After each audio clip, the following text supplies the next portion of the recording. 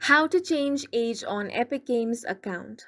Hi guys, welcome to our channel. Let's jump right into the video. Start by opening up a web browser and go to epicgames.com, or you can also open up the Epic Games app. Now go over to your username and then click on account. Once you're here, you want to click on parental controls.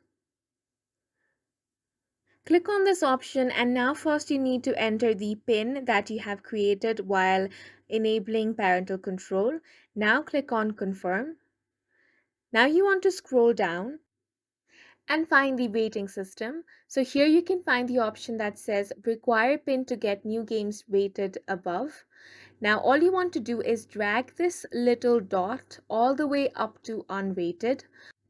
Now, usually you will need to enter your PIN to get new games rated above unrated in Epic Games Store. So if you don't want a limit, you can set this to unrated, and once you have done that, it should solve your problem. And that's it for this video. We hope you guys found it helpful. Please make sure to hit the like button and subscribe for more helpful tutorials.